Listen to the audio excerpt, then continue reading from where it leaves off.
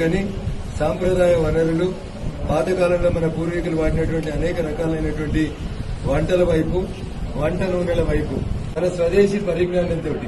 స్వదేశీ భోజనం తింటే మన పూర్వీకులు తిన్నటువంటి భోజనం వల్ల కలిగిన ప్రయోజనాలని